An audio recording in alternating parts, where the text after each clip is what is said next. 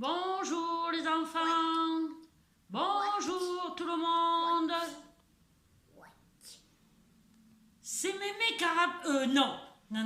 C'est Mémé Gis. Ah, les vacances sont longues et on ne peut pas trop s'éloigner de la maison. Alors, voici quelques histoires de sorcières, histoires de nous distraire.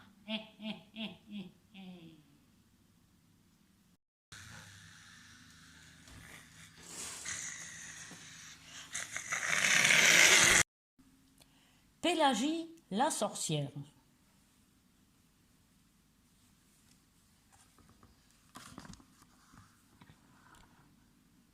Pélagie la sorcière.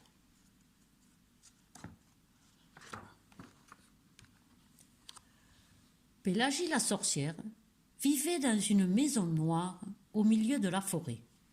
La maison était noire à l'extérieur et noire à l'intérieur. Les tapis, noirs. Les chaises, noires. Le lit, noir. Les draps et les couvertures, noirs aussi. Et la baignoire, elle était de quelle couleur? Noire. Pélagie vivait dans sa maison noire avec son chat Rodolphe. Il était noir lui aussi. Et c'est ainsi que les ennuis commencèrent.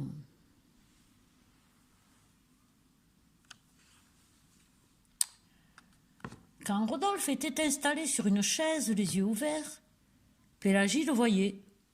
Du moins, elle voyait ses yeux. Mais quand Rodolphe dormait et fermait les yeux, Pélagie ne le voyait pas. Alors, elle s'asseyait sur lui.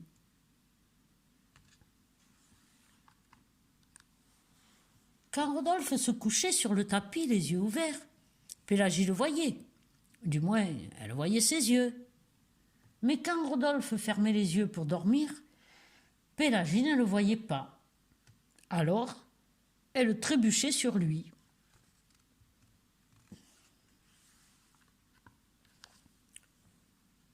Un jour, après une chute spectaculaire, Pélagie décida de faire quelque chose.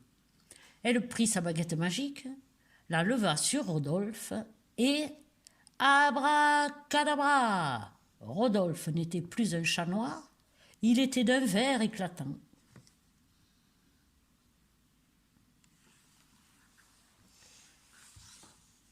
Maintenant, quand Rodolphe dormait sur une chaise, Pélagie le voyait.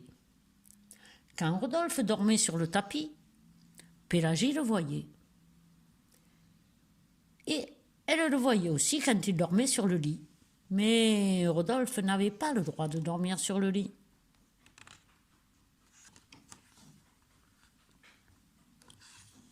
Alors, Pélagie le mettait dehors, sur l'herbe. Quand Rodolphe s'asseyait sur l'herbe, Pélagie ne le voyait pas, même si ses yeux étaient grands ouverts. Un jour, Pélagie sortit de la maison en courant.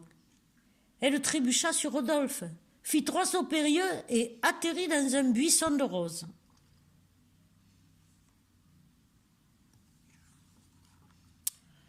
Cette fois, Pélagie était furieuse.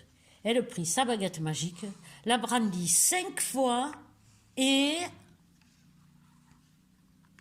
abracadabra! Rodolphe se retrouva avec une tête rouge, un corps jaune, une queue rose, des moustaches bleues et des pattes mauves. Mais ses yeux étaient toujours verts.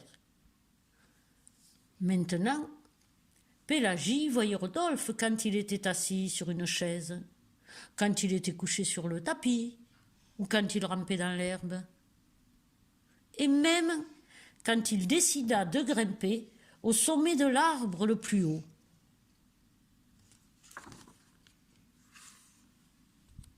Pourquoi Rodolphe était-il monté au sommet de l'arbre le plus haut? Pour se cacher. Il était ridicule et il le savait. Même les oiseaux se moquaient de lui. Rodolphe était malheureux.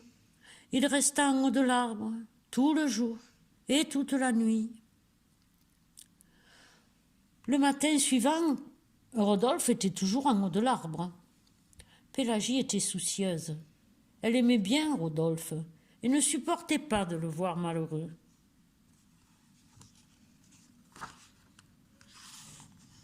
Alors, Pélagie eut une idée. Elle brandit sa baguette magique et, abracadabra, Rodolphe redevint un chat noir et descendit de l'arbre en ronronnant. Puis, Pélagie brandit sa baguette. Encore, et encore, et encore. Maintenant, la maison est jaune, avec un toit rouge et une porte rouge. Les chaises sont blanches, avec des coussins rouges et blancs. Le tapis est vert, avec des fleurs roses. Le lit est bleu, avec des draps blancs et des couvertures roses. La baignoire est d'un blanc éblouissant. Et maintenant, Pélagie voit Rodolphe, où qu'il soit.